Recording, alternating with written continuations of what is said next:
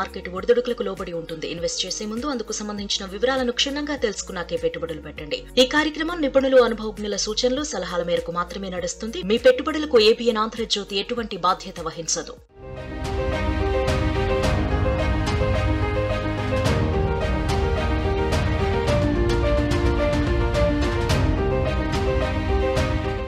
Welcome to money మంత్ర.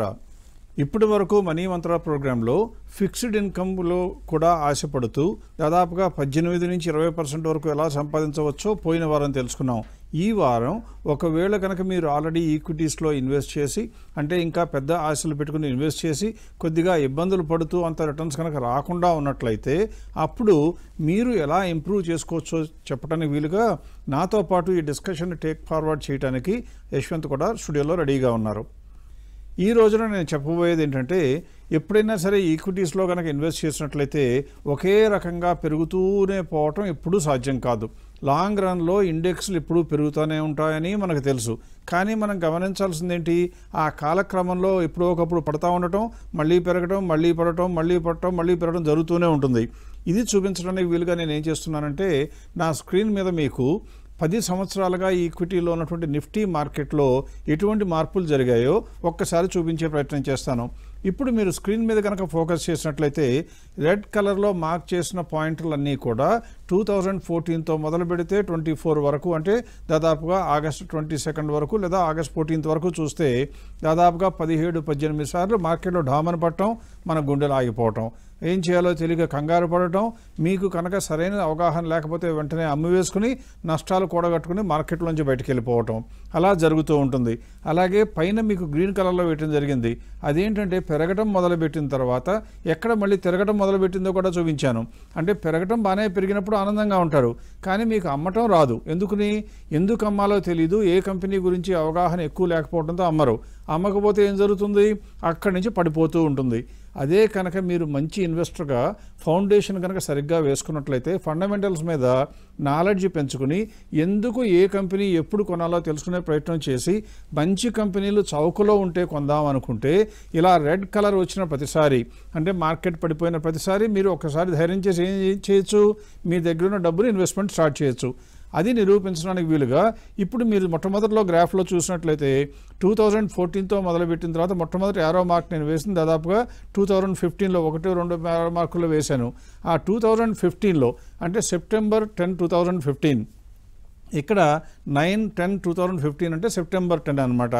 ఆ రోజున కనుక మీరు ఒకవేళ సరైన ఫౌండింగ్ ప్రిన్సిపల్స్ నేర్చుకుని పోర్ట్ఫోలియో కొనాలి అంటే ఒక వారం క్రితం, అంటే మనం చెప్పిన ఏఎఫ్ కన్నా దానికి ముందు వారంలో చెప్పిన జాగ్రత్తలన్నీ తీసుకుని పోర్ట్ఫోలియో డైవర్సిఫికేషన్ ఎలా ఉండాలి, 10 షేర్లు కొనుక్కోవాలంటే ఎటువంటి జాగ్రత్తలు తీసుకోవాలి, ఏ కంపెనీలు గ్రోత్లో ఉండి ఫెయిర్ వాల్యూ కన్నా తక్కువలో ఉంటాయో చూసి అవి కనుక కూర్పు చేసుకుంటే పోర్ట్ఫోలియో అని చెప్పాం. అలా కనుక పోర్ట్ఫోలియో చేసుకుని ఏం చేయాలో తెలియక ఆ మంచి కంపెనీలో కొన్నామని మీరు ఇప్పుడు దాకా చేస్తున్నటువంటి అలవాటు ప్రకారం కొని కూర్చుంటాం. అమ్మకుండా కనుక అలాగే కూర్చుంటే కూడా మీకు ఎంతవరకు లాభాలు వచ్చే చూపించే ప్రయత్నం చేస్తున్నాను. ఇక్కడ మీరు చూసినట్లయితే 10 కంపెనీలో ఒక్కొక్క దానిలో 1,20,000 చొప్పున 12 లక్షలు ఇన్వెస్ట్ చేస్తే అది 2015లో పెట్టిన అమౌంట్ ఇప్పుడు ఎంతకు వచ్చింది, 57 లక్షలుగా పెరిగింది. రైట్ హ్యాండ్ సైడ్ టాప్లో కనుక మీరు చూసినట్లయితే రెడ్ కలర్లో ఉన్నదేమో ఇండెక్స్ ఎంత పెరిగిందో కనపడుతుంది. ఇండెక్స్ అప్పటి నుంచి ఇప్పుడు వరకు చూస్తే 13.38% పెరిగితే మీ పోర్ట్ఫోలియో 17.95% పెరిగింది. అంటే మంచి పోర్ట్ఫోలియోలో ఎన్నుకుని అందులోనే ఉన్నా కూడా యాక్చువల్గా అందులో ఉండటం మంచి పద్ధతి కాదని నాకు తెలుసు, మీకు రాబోయే రోజుల్లో చెప్తాం. కానీ ఒకవేళ గుడ్డిలో మెల్లలాగా ఎవరితోనో ఆధారం చేసుకుని ఉండే బదులుగా నేను కొనుక్కుని ఉంచుకుంటాను, నా అలవాటు మార్చుకోను అని కొద్దో గొప్ప కనుక మూర్ఖంగా మాట్లాడినా కూడా మిగతా వాళ్ళకన్నా ఎక్కువ ఛాన్స్ రావడానికి అవకాశం ఇక్కడ ఉండింది.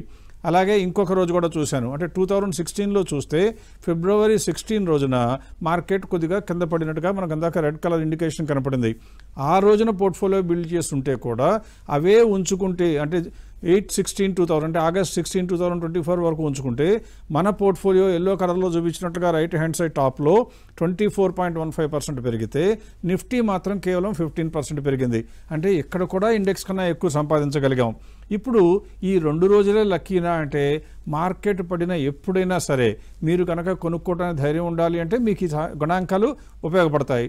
ఇలాగే ఇంకొకటి డేట్ కూడా తీసుకున్నాను, October 25, 2018లో కనుక మీరు స్టార్ట్ చేస్తుండి ఇలాగే పోర్ట్ఫోలియో అన్ని పోర్ట్ఫోలియో స్టాక్ వివరాలు ఇవ్వడం అనవసరం కాబట్టి మీకు సినాప్సిస్ ఇచ్చాను ఇక్కడ. October 25, 2018లో కనుక్కుంటే మీ పోర్ట్ఫోలియో అయితే 24% పెరిగితే ఇండెక్స్ మాత్రం 15.65. ఈ 20 ఎందుకు ఇంపార్టెంట్ అంటే మీకు గుర్తుండాలి, మీ మనసులో నాటుకోవాలి. నేను కనుక నా ఇన్వెస్ట్మెంట్ మీద సంవత్సరానికి 20.21% కన్నా ఎక్కువ సంపాదిస్తే నా అమౌంట్ ఇవాళ ఉన్న ₹1,00,000 25 ఏళ్లలో ₹1,00,00,000 అవుతుంది. ఇవాళ ఉన్న 10 లక్షలు 10 కోట్లు అవుతుంది. ఒకవేళ నా దగ్గర ₹1,00,00,000 ఉంటే అది 100 కోట్లు అవుతుందని నమ్మకంగా తెలుసుకోవాలి. పైగా మీరు గమనించాలి, కొంతమంది కామెంట్లు చేస్తున్నారు, మీరు ఇన్కమ్ ట్యాక్స్ చూడలేదండి, మీ ఛార్జెస్ చూడలేదని అంటారు. మేము చెప్పినవి ఇక్కడ మీకు చూపించేవన్నీ కూడా ఇన్కమ్ ట్యాక్స్ అంతా కట్టిన తర్వాత, అలాగే వచ్చినటువంటి మీరు కట్టవలసిన ఛార్జెస్ అన్ని కట్టిన తర్వాత, ఇండెక్స్లోనైనా క్యాపిటల్ గెయిన్స్ కట్టిన తర్వాతే, అలాగే ఈక్విటీస్లోనైనా క్యాపిటల్ గెయిన్స్ కట్టిన తర్వాతే, అంటే 20% కన్నా ఎక్కువ సంపాదించడం తేలిక. ఇప్పుడు ఇంకొక డేట్ తీసుకోవడానికి వీలుగా ఎలా మార్కెట్ ఉండిందో కూడా చూపిస్తున్నాను. April 1, 2020 అంటే కోవిడ్ అయిపోగానే మార్కెట్ విపరీతంగా పడిపోయింది. మీరు అడుగుతారు, ఎక్కడి వరకు పడుతుందో తెలియదు కదండి, పడి ఇంకా పడిపోతున్న భయం ఉంటుంది కదా అంటారు. మీరు బాగా పడిపోయి ఎప్పుడైతే రికవరీ స్టార్ట్ అయినాకైనా కూడా మొదలు పెట్టచ్చు. పడి ఉన్నప్పుడే లోయెస్ట్ రేట్లో కొనక్కర్లా. అలా April 1న కనుక కొంటే, ఎందుకంటే మార్చిలోనే విపరీతంగా పడిపోయింది కాబట్టి, అప్పుడు కనుక కొనుక్కుని ఉంటే అప్పుడు 8,253 ఇండెక్స్ ఉంది. అప్పటి నుంచి ఇప్పటి వరకు పోర్ట్ఫోలియో బిల్డ్ చేసినట్టయితే, అదే రోజున మనం పోర్ట్ఫోలియో బిల్డ్ చేస్తే మనకి సంవత్సరానికి 56% దాకా వచ్చింది. ఇండెక్స్ కూడా 26% వచ్చింది. ఈ ఒక్కసారి మాత్రం ఇండెక్స్ బాగా వచ్చినట్టుగా కనపడుతుంది. కానీ మనం దానికన్నా ఎంతమంది ఉన్నాం, పోర్ట్ఫోలియో బిల్డ్ చేసి కొనుక్కుని ఉంచుకుంటే కూడా 56% వచ్చింది. అలాగే ఇంకొక డేటు 22లో కనుక July 6న కనుక కొన్నట్లయితే ఇండెక్స్ దాదాపుగా 17.84 చొప్పున పర్ ఇయర్ మనకిస్తే మన పోర్ట్ఫోలియో 52.66, అంటే దానికి 3 రెట్లు సంపాదించింది. అంటే మనం ఏ ఎగ్జాంపుల్లో చూసినా ఇండెక్స్ని అలవోకగా బీట్ చేయడానికి మనం చేస్తున్న పని మంచి కంపెనీలు కొనుక్కోవటం, అవే ఉంచుకోవటం. మళ్ళీ చెప్తున్నాను, కాషన్, నేను చెప్పే ఉద్దేశం ఏంటంటే కొనుక్కుని ఉంచుకోమని కాదు, ఇంకేమీ చేయకుండా కొద్దో గొప్ప మూర్ఖత్వం ఇంకా మూర్తిభవించుకున్నట్లుగా మీ మనసులో మిగిలిపోతే అప్పుడు చేయవలసిన పని అంటే కనీసం అసలు తెలియకుండా ఉండే కన్నా కొంతన్నా ఫాలో అవ్వమని చెప్పటం. నెక్స్ట్ ఇంకొకటి, ఈ సంవత్సరంలో 2014లో కాకుండా 22 చూసాం కదండి, ఇంకేదైనా డేట్ చూద్దామని చూస్తే 23లో March 23, 2023 కూడా మార్కెట్ పడిపోయింది. మీకు గ్రాఫ్లో చూస్తే కిందకి పడిపోయినట్టుగా కనపడుతుంది. అప్పుడు ఇండెక్స్ ఎంత ఉంది, 17,076. అదే రోజున కనుక మనం పోర్ట్ఫోలియో బిల్డ్ చేస్తున్నట్లయితే మనకి దాదాపుగా 64.19%. ఇలా ఎక్కువ ఎందుకు వస్తుంది అంటే, మార్కెట్ పడిపోయినప్పుడు కంపెనీలకు లాభాలు తగ్గవు, రేట్లు మాత్రమే తగ్గుతాయి. మనం చూసేది ఏంటి, లాభాలున్న కంపెనీలే కొంటాము. మన ఫెయిర్ వాల్యూతో పోలిస్తే రేటు తగ్గింది కాబట్టి ఇంకా అట్రాక్టివ్గా ఉంటుంది.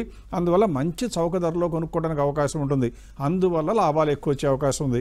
ఇలా మీరు ఇవన్నీ చూశారు కాబట్టి మీకు మనసులోకి రావాల్సిన ప్రశ్న ఏంటంటే, ఇలా చేయాలి అంటే 2 మార్గాలండి. క్యాష్ ఉంటే మీతో ఇన్వెస్ట్ చేయొచ్చు, మీరు చెప్పిన కథ ప్రకారం బాగానే ఉంది. కానీ మేము ఆల్రెడీ మా దగ్గర ఉన్న డబ్బు ఎంతైతే ఈక్విటీస్లో పెడదాం అనుకున్నామో అంత ఆల్రెడీ ఇరుక్కుపోయి ఉన్నామండి. దాంతో ఏం చేయాలో తెలియటం లేదు. అమ్మాలన్నా భయమే, కొనాలన్నా డబ్బులు లేవు, అమ్ముదామంటేనే భయం వేస్తుంది అన్నారు. ఈ రోజున ప్రధాన అంశంగా యశ్వంత్ నేను రిక్వెస్ట్ చేసేది ఏంటంటే, అటువంటి వారికి అంటే ఎవరైతే ఆల్రెడీ ఇన్వెస్ట్ చేసి ఉంటారో వారు ఎంత జాగ్రత్త తీసుకోవాలి, ఎలా వాళ్ళ యొక్క స్టాక్స్ గురించి అనాలిసిస్ పొందాలి, అది ఎవరు ఇస్తారు, ఇవ్వటానికి ఎలా మార్గం ఉంటుంది, ఒకవేళ దానికి కూడా ఏదన్నా ధరలు విధిస్తారా అని కనుక్కుంటే వాటన్నిటికీ కూడా మేము కొద్దో గొప్ప సోషల్ సర్వీస్ లాగా ఎక్కువ మంది ఇన్వెస్టర్లకి, ఎంతమంది ఇన్వెస్టర్లు అయినా కూడా మీరు కనుక ట్రాన్స్పరెంట్గా ఉండి మీ పోర్ట్ఫోలియోని షేర్ చేసుకుంటే మీ పోర్ట్ఫోలియో మీద సమగ్రమైన అనాలిసిస్ ఇవ్వడానికి తయారుగా ఉంటామని చెప్పడం ఈ యొక్క ప్రోగ్రాం యొక్క ఉద్దేశం. ఇప్పుడు యశ్వంత్ని ఈ డిస్కషన్ ముందుకు తీసుకెళ్లవలసిందిగా కోరుతాను. రైట్ అండి, ఎగ్జాక్ట్లీ ప్రసాద్ గారు చెప్పినట్టు మన కంటెంట్, మనం చేసే వీడియోస్ కూడా చూసేవారు చాలామంది ఆల్రెడీ కొద్దో గొప్ప ఇన్వెస్ట్ చేసిన వాళ్ళు ఈక్విటీస్ లేదా మ్యూచువల్ ఫండ్స్లో. సో వారు వచ్చి మమ్మల్ని సంప్రదించినప్పుడు కూడా ఫస్ట్ క్వశ్చన్ అడిగేది, ఇదిగోండి సార్, నాకు ఒక 100 స్టాకులు, 50 స్టాకులు, 120 స్టాకులు ఉన్నాయి, కొనడం అయితే కొన్నాను, నేను రీసెర్చ్ చేశాను, లేకపోతే అనలిస్ట్ ఎవరైనా చెప్పినా కూడా చూస్తున్నాను, లేకపోతే మనీ కంట్రోల్, సిఎన్బిసి కూడా చూసి ఆ యొక్క ప్రాస్పెక్ట్స్ గురించి మాట్లాడినప్పుడు కొన్నాను. కానీ అమ్మే సమయం వచ్చేసరికి ఎవరు వచ్చి దగ్గర నుంచి కూర్చుని ఇదిగోండి ఇది అమ్మేయండి, ఇది మూవ్ చేసుకుని వేరే చోట వెళ్ళండి అని మాత్రం ఎవరు చెప్పేవారు తక్కువ అని చెప్పున్నారు.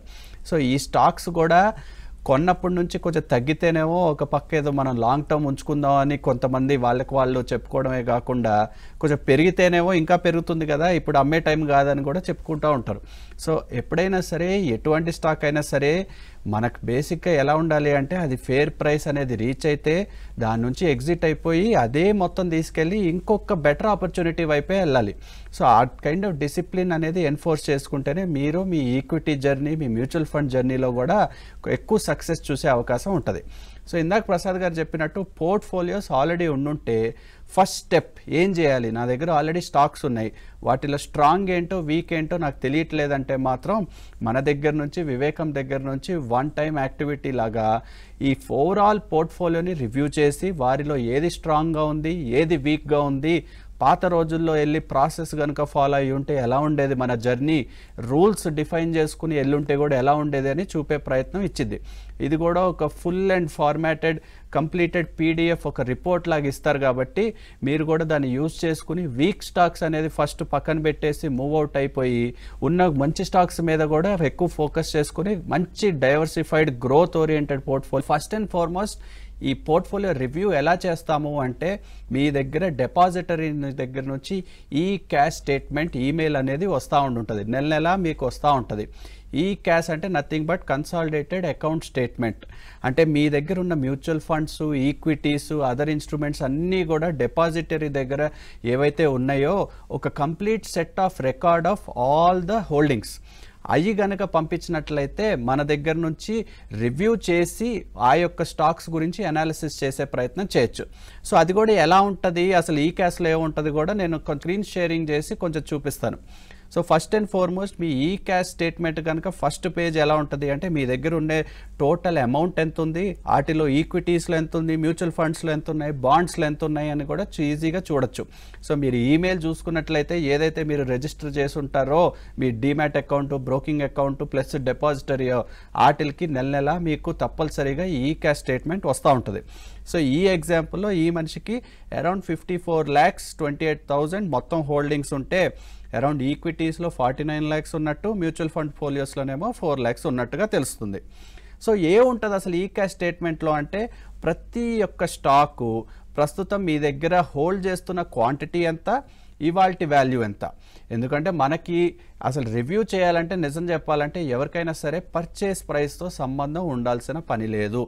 ఇవాల్టి రోజు ఈ స్టాక్ బాగుందా, అర్నింగ్స్ బాగున్నాయా, ఫండమెంటల్ స్ట్రాంగ్గా ఉన్నాయా, అండ్ మోస్ట్ ఇంపార్టెంట్గా ఫేర్ వాల్యూ కంటే తక్కువలో ట్రేడ్ అవుతుందా అనే చూడాలి. కానీ మనం కొన్నది 200లో ఇప్పుడేమో 180 ఉంది, అది అసలు అమ్మకుండా లాంగ్ టర్మ్ ఉంచుకుంటాను అని మాత్రం డెఫినెట్గా ఆ కైండ్ ఆఫ్ ఫోకస్లో ఉండకూడదు.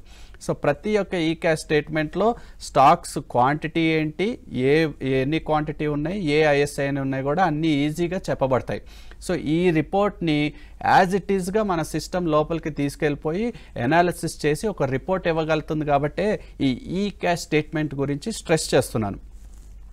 సో ఫస్ట్ అండ్ ఫార్మోస్ట్ మన పోర్ట్ఫోలియో రివ్యూలోకి వచ్చాక అసలు ఫస్ట్ డైవర్సిఫికేషన్. ప్రసాద్ గారు గత 2 వారాల నుంచి మనం చెప్తా ఉన్నాం డైవర్సిఫికేషన్ ఎంత ఇంపార్టెంటో అని. ఆ డైవర్సిఫికేషన్ ఆస్పెక్ట్లో ఇండస్ట్రీ వైజ్గా ఏదైనా ఎక్కువ ఎక్స్పోజర్ ఉందా లేదా కూడా చూపే ప్రయత్నం ఇస్తాం.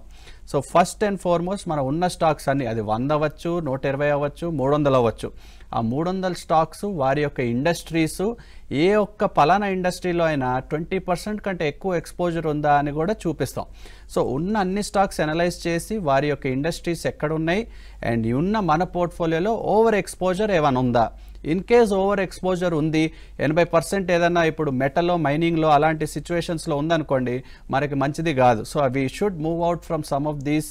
డైవర్సిఫికేషన్ అనేది ఎప్పుడు ఏర్పడి ఉండాలి. సో ఫస్ట్ అండ్ ఫార్మోస్ట్ రిపోర్ట్లో ఫస్ట్ పేజ్ వచ్చేసి మీకు ఇండస్ట్రీ డైవర్సిఫికేషన్ చేపడుతుంది. నెక్స్ట్ వచ్చేసి ఇందాక షేర్ చేసిన పోర్ట్ఫోలియోలో ఉన్న ప్రతి ఒక్క స్టాక్ లిస్టు అలాగే క్వాంటిటీ ఎన్ని ఉన్నాయి. సో సపోజ్ ఈయన 54 lakhs షేర్ చేసిన ఆయనలో టాటా మోటార్స్ వచ్చేసి ఫస్ట్ స్టాక్ 50 క్వాంటిటీ ఉన్నట్టు, టాటా పవర్ ఒక 150 ఉన్నట్టు, టెక్ మహీంద్రా 35 ఉన్నట్టు, సో ఫోర్త్. ఆ తర్వాత కాలం ఏంటంటే ఇవాల్టి రోజు ట్రేడ్ అవుతున్న ప్రైస్. ఆ తర్వాత నెక్స్ట్ టార్గెట్ ప్రైస్, అంటే ఇన్ని రోజులు మనం చెప్తున్న ఫేర్ ప్రైస్. మోస్ట్ ఇంపార్టెంట్ ఏంటి, ఎప్పుడైనా సరే ఈ పలానా స్టాకు ఇప్పుడు ట్రేడ్ అవుతున్న నెంబరు టార్గెట్ ప్రైస్ కంటే తక్కువలో ట్రేడ్ అవుతూ ఉంటేనే ఉంచుకోలే, కానీ టార్గెట్ ప్రైస్ ఫేర్ ప్రైస్ దాటేసి కూడా ఉందంటే అమ్మే సమయం వచ్చిందని. సో ఇక్కడ రైట్ సైడ్లో చూస్తూ ఉంటే ప్రతి ఒక్క స్టాక్కి మీరు ఉన్న స్టాక్స్ అన్నిటికీ ఫేర్ ప్రైస్ ఇవ్వబడుతుంది. అదే కాకుండా రైట్ మోస్ట్లో 3 యాక్షన్లు ఉన్నాయి. గ్రీన్లోనేమో హోల్డ్, బ్లూలో స్విచ్, అలాగే రెడ్లో సెల్.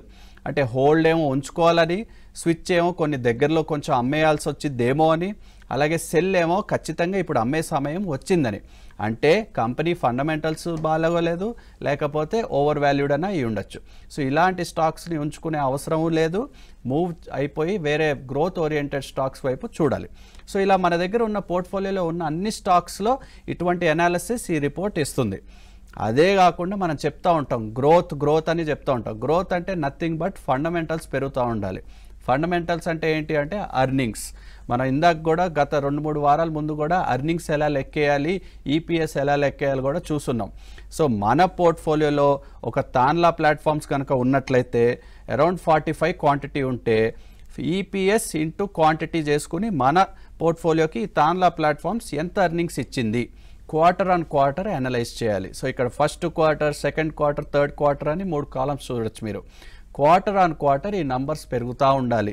ఈ నెంబర్స్ పెరుగుతూ ఉండటంతో పాటు అండర్ వాల్యూడ్ అంటే టార్గెట్ ప్రైస్ కంటే తక్కువలో ట్రేడ్ అవుతుందంటే అది డెఫినెట్గా ఉంచుకోదగిన స్టాకే. అదే కాకుండా వేరేలా ఉందంటే డెఫినెట్గా మనం కన్సిడరేషన్లోకి చూడాలి. అదే కాకుండా ఇక్కడ లాస్ట్ లైన్లో టోటల్స్ అని ఉన్నాయి. సో స్టాక్ లెవెల్లో అర్నింగ్సే కాకుండా ఓవరాల్ పోర్ట్ఫోలియో అన్ని కూడేసినా కూడా నెంబర్స్ పెరుగుతూ ఉండాలి. అప్పుడే మన పోర్ట్ఫోలియో కూడా మంచి షేప్లో ఉందని అర్థం. సో ఇక్కడ చూసినట్లయితే 1,59,000 నుంచి 1,75,000 నుంచి 1,65,000. సో పోర్ట్ఫోలియో షేప్ బాగుందా అంటే ఈ లేటెస్ట్ క్వార్టర్లో చూస్తే అర్నింగ్స్ తగ్గినట్టుగా ఉన్నాయి. సో డెఫినెట్లీ కొన్ని మార్పులు చేయాల్సిన టైం వచ్చింది అని మనం అర్థం చేసుకోవాలి. అదే కాకుండా నెక్స్ట్ వచ్చేసి అసలు మన పోర్ట్ఫోలియో పీఈ రేషియో ఎలా ఉంది అనే పోర్ట్ఫోలియో రేషియో కూడా ఎవరంత ఈజీగా ఇవ్వబడరు. ఏ బ్రోకరు, ఏ డీమ్యాట్ అకౌంట్ ఎక్కడున్నా సరే ఎవరు మీ పోర్ట్ఫోలియో తాలూకా పీఈ రేషియో చెప్పరు. ఎప్పుడైనా సరే స్టాక్ పీఈ రేషియో ఎంత ఉంది, వేరే పలానా స్టాక్స్ ఇండస్ట్రీ పీఈ రేషియో ఎంత ఉన్నాయని చెప్తారే కానీ మన కోసం మన పోర్ట్ఫోలియో పీఈ రేషియో గురించి ఎవరు అనలైజ్ చేయరు. అంటే నిఫ్టీ పీఈ రేషియో అంటే ఇవాళ నిఫ్టీ 50 ఇండెక్స్లోనే ఆల్రెడీ అతి వాల్యుబుల్ ఉన్న కంపెనీస్, అతిపెద్ద కంపెనీలు ఉంటాయి. ఆ కంపెనీస్ యొక్క పీఈ రేషియో ఏమో 22 ఉంటే మన పోర్ట్ఫోలియో పీఈ రేషియో ఏమో 32 ఉందంటే డెఫినెట్లీ నాట్ రైట్ సైన్. అంటే మన పీఈ రేషియో ఎప్పుడైనా సరే నిఫ్టీ కంటే తక్కువలోనే ట్రేడ్ అవుతూ ఉండాలి. అప్పుడే మనకి పెరిగే ఛాన్స్, అంటే ఈ ప్రైస్ పెరిగే ఛాన్స్ ఉంటుంది. అందుకనే మనం ఎప్పుడైనా సరే అనాలిసిస్ చేసేటప్పుడు పోర్ట్ఫోలియో లెవెల్ పీఈ రేషియో తెలుసుకోవడం ఎంతో అవసరం. అదే కాకుండా ఇక్కడ లాస్ట్ లైన్లో assuming you are holding the portfolio since 2018 you lost opportunity equal to 10.27% per year, total of 27 lakhs.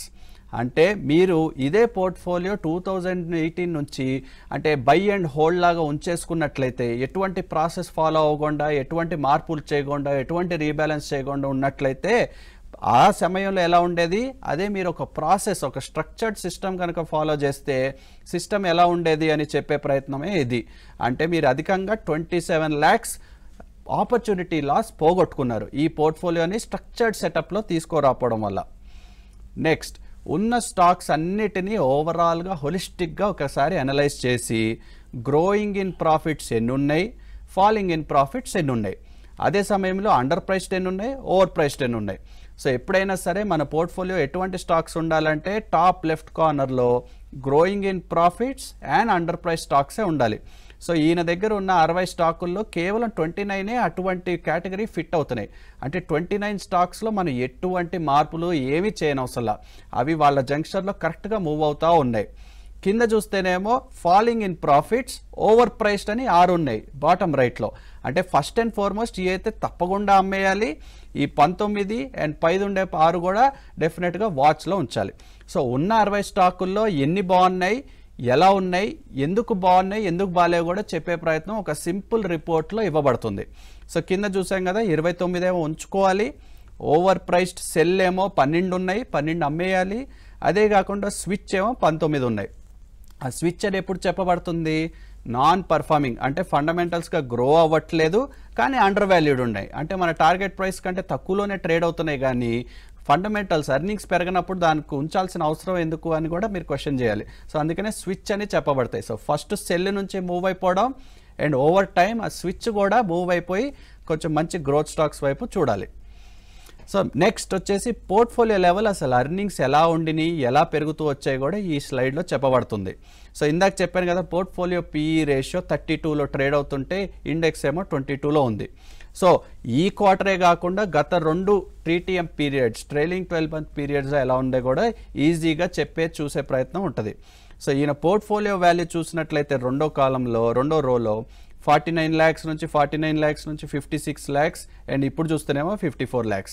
అంటే అంత పెరుగుదల చూసినట్టుగా లేదు ఈ పలానా పోర్ట్ఫోలియో. ఎందుకు? ఆల్రెడీ ఓవర్ వాల్యూడ్గా ఉన్నాయి, ఎందుకంటే PE రేషియో హైగా ఉంది. సో ఈ వీక్ స్టాక్స్ అనేది ఉండటం వల్ల ఆయన ఓవరాల్ పోర్ట్ఫోలియో, ఆయన ఓవరాల్ వాల్యూని కూడా కిందకు లాగుతున్నాయని మీరు అర్థం చేసుకోవాలి. నెక్స్ట్ వచ్చేసి ఒక సింపుల్ గ్రాఫికల్ రిప్రజెంటేషన్లో ప్రాసెస్ని ఫాలో చేస్తే ఎలా ఉండేది జర్నీ, అదే కాకుండా ఇలా బై అండ్ హోల్డ్ అని ఉంచేసుకున్నట్లయితే ఎలా ఉండేది జర్నీ ఒక గ్రాఫికల్ రిప్రజెంటేషన్లో చూపడుతుంది. So profit in long term investing అంటే నేను ఇప్పుడు ఈ పోర్ట్ఫోలియోని ఇలాగే లాంగ్ టర్మ్ కనుక పెట్టుకున్నట్లయితే నాకు 2018 నుంచి 28 lakhs ప్రాఫిట్ వచ్చింది. చాలా మంచిదే అని అనుకోవచ్చు మీరు. అంటే 40 లక్షలు ఎంతో మీద 28 లక్షలు వచ్చిందంటే చాలా బాగా చేశారని అనుకోవచ్చు ఏమో, కానీ అగైన్ మీరు 2018 నుంచి హోల్డ్ చేస్తున్నారని గుర్తుపెట్టుకోండి. అదే కనుక ప్రాసెస్ బేస్డ్ జర్నీ ఫాలో అయ్యి ఉంటే 55 lakhs ప్రాఫిట్ వచ్చేది. అంటే అదనంగా 27 lakhs ఆపర్చునిటీ ఆయన లూజ్ అయ్యారు. ఎందుకు? ఏమీ యాక్ట్ చేయకుండా అటువంటి స్టాక్సే ఉంచుకొని అవి పెరుగుతాయని ఆశలు పెట్టుకుని ఫండమెంటల్స్ సంబంధం లేకుండా మూవ్ అయితే ఇటువంటి సిచ్యువేషన్సే అరైజ్ అవుతాయి. అండ్ దెన్ లాస్ట్ ఇందాక చెప్పిన గ్రాఫికల్ రిప్రజెంటేషన్నే మళ్ళీ ఒక డేటా ఫార్మాట్లో కూడా ఇక్కడ ఈజీగా చూపడుతుంది. సో ఉన్న పోర్ట్ఫోలియో 12.79% ఇచ్చింది రిటర్న్. ఇక్కడ చూసారంటే యువర్ పోర్ట్ఫోలియో 23 lakhsలో మొదలుపెట్టింది, 3,27,000 ఏమో ఎడిషనల్ ఇన్వెస్ట్మెంట్ అన్నాం. ఎడిషనల్ ఇన్వెస్ట్మెంట్ అంటే ఏం లేదండి, కొన్ని స్టాక్స్ 2018లో ఉండకపోవచ్చు, అవి 2019 2020లోనే IPO అవ్వచ్చు. సో ఆ సమయంలో కూడా వారు దాంట్లో ఇన్వెస్ట్ చేస్తున్నారు కాబట్టి అడిషనల్ ఇన్వెస్ట్మెంట్ లాగా ట్రీట్ చేస్తాం. సో 23 lakhs ఇవాల్టి రోజేమో 55 lakhs. ఎంత పెరిగింది, ఎంత అయింది అని చూస్తేనేమో 12.79%. అదే ఒక ప్రాసెస్ని కనుక ఫాలో చేస్తుంటే 23 lakhsకి అదనంగా 55 lakhs ప్రాఫిట్ వచ్చేది. అంటే 23% రిటర్న్ వచ్చేది జస్ట్ బై ఫాలోయింగ్ రూల్స్. ఆ రూల్స్కి ఎంత కట్టబడి ఉండి ఎంత స్ట్రక్చర్డ్ సెటప్ ఎంత డిసిప్లిన్గా ఫాలో చేస్తేనే మనకు రిటర్న్స్ వస్తాయి. కానీ ఏదో కంపెనీ కొనేసి అదేదో పెరిగిద్దని ఆశల కోసం without any basis without any facts ఎప్పుడు పెట్టుకోకూడదు మనం. అండ్ లాస్ట్ అసలు ఇటువంటి రిపోర్ట్ నాకు కొద్ది గొప్ప యూస్ఫుల్గానే అనిపిస్తుందండి. ఎలా అవైల్ చేయాలని కూడా మీరు అడిగితే ఈ క్యాష్ స్టేట్మెంట్ని holdings@vivekam.co.inకి పంపించినట్లయితే డెడికేటెడ్గా ఇటువంటి కైండ్ ఆఫ్ రిపోర్ట్స్ ఇవ్వడానికి కొంతమందిని అసైన్ చేశాం కాబట్టి టైమ్లీ మీకు కూడా రెస్పాన్స్ వచ్చేయడం, మీకు రిపోర్ట్ వచ్చేయడం, తద్వారా మీరు కూడా కరెక్టివ్ యాక్షన్స్ తీసుకునే సమయం ఉంటుంది. ఇటువంటి కన్సాలిడేటెడ్ వన్ టైం రిపోర్ట్ ఫ్రీగానే చేస్తాం, నాట్ బికాస్ ఆఫ్ ఎటువంటి స్వార్థం ఏం లేదు. ఈ కైండ్ ఆఫ్ ఫెసిలిటీ తీసుకుని ఫస్ట్ ఆ వీక్ స్టాక్స్ అండ్ అవసరం లేని స్టాక్స్ని తొలగించేసి మీ పోర్ట్ఫోలియో హెల్త్ని పెంచుకోండి. ఎందుకంటే చాలామంది ఇన్వెస్టర్స్లో చూస్తూ ఉన్నాం very very weak stocks, very poor stocks, అంటే ఫండమెంటల్స్కి సంబంధం లేకుండా చాలా ఓవర్ వాల్యూడ్ ఉన్న స్టాక్స్ చాలామంది ఉన్నారు. సో ఆ కైండ్ ఆఫ్ జంక్షన్లో మన వ్యూవర్స్, మన మనీ మంత్ర వ్యూవర్స్ అసలే ఉండకూడదు. కాబట్టి ఈ కైండ్ ఆఫ్ సర్వీస్ వాడుకుని ఆ రిపోర్ట్ తీసుకుని దాని తర్వాత నిర్ణయాలు తీసుకోండి. So with that is what we do in holdings. ఈ సర్వీస్ గురించి ఇంకొన్ని విషయాలు చెప్పమని ప్రసాద్ గారిని అడుగుతాను. లేదు యశ్వంత్, దాదాపుగా అందులో చెప్పవలసిన అన్ని విషయాలు సమగ్రంగా నువ్వు చర్చించావు కాబట్టి రిపోర్ట్ గురించి చెప్పక్కర్లేదు. కానీ మీరు గమనించాల్సింది ఏంటంటే మాకున్న వేల మంది క్లయింట్లు ఎందుకు వచ్చారు అని కనుక తెలుగు వారిలో ఆలోచిస్తే అందులో ఇప్పటికే దాదాపుగా 21,000 మంది క్లయింట్లు తమ పోర్ట్ఫోలియోలు మాతో షేర్ చేసుకోవటం, అందులో వీక్ స్పాట్స్ మేము చూపించిన తర్వాత వాళ్ళకు కూడా నమ్మకం కుదరడంతో అమ్ముకోవటం, అమ్ముకున్న కంపెనీలని మంచి కొనుక్కోవడంతో వారి పోర్ట్ఫోలియోలు మంచి హెల్త్లో వెళ్తున్నాయి. ఒకటే గుర్తుంచుకోండి, పోర్ట్ఫోలియోలో లాభం రావాలంటే పోర్ట్ఫోలియోలో మీరు హోల్డ్ చేస్తున్న స్టాక్స్కి లాభాలు వస్తూ ఉండాలి వాళ్ళ బిజినెస్లో, అప్పుడు లాభాలు ఆటోమేటిక్గా వస్తాయి. మనం అందరం కలిపి చేయగలిగింది అది మాత్రమే, రేట్లు పెంచడం మనం చేయలేం. ఇందులో కనుక అందరం కలిపి నడుము కట్టి ఒక్కసారి స్థిర నిశ్చయంతో కంపెనీల లాభాలు ఉంటేనే మన దగ్గర ఉంచుకుందాం, ఎంత మంచి కంపెనీ అయినా మంచి రేటు వస్తే అమ్ముకుని మళ్ళీ వేరే కంపెనీలో తక్కువ రేట్లో ఇన్వెస్ట్ చేద్దామని కనుక ఉన్నట్లయితే లాభాలు రాకుండా ఆపటం బహుశా మార్కెట్ తరం కూడా కాదు. ఐ హోప్ ఇది మీరందరూ కూడా మంచి మెసేజ్ లాగా తీసుకుని వీలైనంత త్వరగా మీ యొక్క డీమ్యాట్ హోల్డింగ్స్ని ఈ క్యాష్ రిపోర్ట్ వస్తూ ఉంటుంది. దాన్ని యశ్వంత్ చెప్పినటువంటి holdings@vivekam.co.in పంపిస్తారని ఆశిస్తూ మీరు రిపోర్ట్ వచ్చిందే తడవుగా మ్యాక్సిమం 2 days లోపల మేము దాని మీద సమగ్రమైన రిపోర్ట్ కూడా ఇస్తామని కూడా చెప్తూ సెలవు తీసుకుంటున్నాను. వచ్చే వారం మరొక విషయం గురించి చర్చిద్దాం.